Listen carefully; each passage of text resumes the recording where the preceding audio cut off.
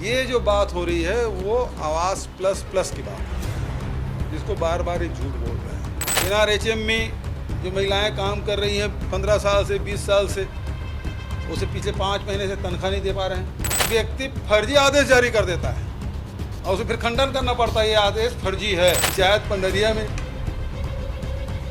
6 महिला पंच की जगह उसके पति शपथ ले रहे हैं। यही पंचायती राज है।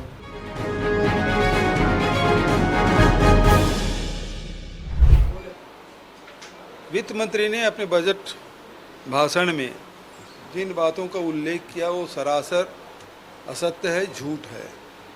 रायपुर एयरपोर्ट में 76 फ्लाइट आती हैं। अब आप सब रोज जाते हैं नेताओं से बाइट लेने, 76 एयरपोर्ट फ्लाइट आती ही क्या।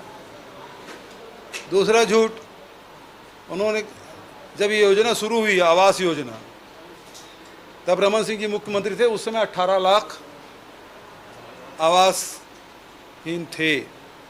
11 लाख उनके शासनकाल में बने और 7 लाख हमारे शासनकाल में हमने स्वीकृति दी। ये जो बात हो रही है वो आवास प्लस प्लस की बात है, जिसको बार बार ये झूठ बोल रहे हैं। तीसरी बात, 10 में 10 नगर निगम जीते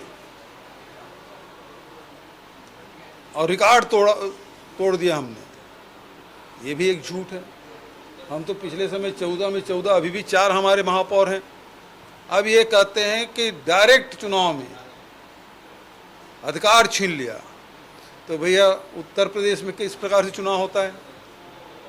उन्हीं सरकार है, यूनियन टेरिटरी है आपके चंडीगढ़, वहाँ तो हर साल महापौर के चुनाव होते हैं, 1 साल के लिए महापौर होते हैं और पार्षद के द्वारा ही चुना जाता है। तो यूनियन टेरिटरी भारत सरकार के अधीन है।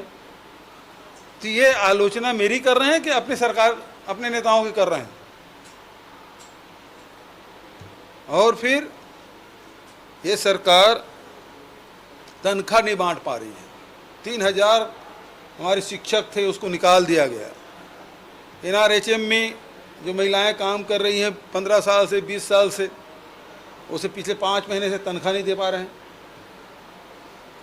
तो ये स्थिति इस सरकार की है।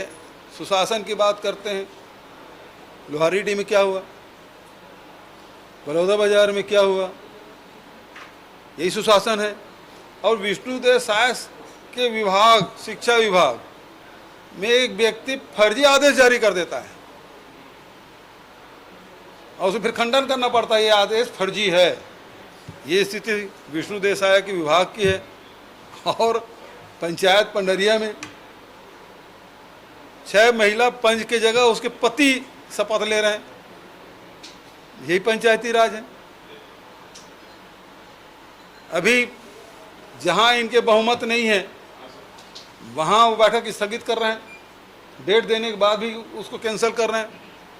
ये कांकेर जिले में तो 3 जनपद क्षेत्र में, जनपद पंचायत में इनकी बहुमत नहीं थी, तो वहाँ सारे जनपद सदस्य सम्मेलन में आ गए थे, उसके बाद कैंसिल कर दिया। ये स्थिति इनकी है। ये प्रजातंत्र की हत्या कर रहा है।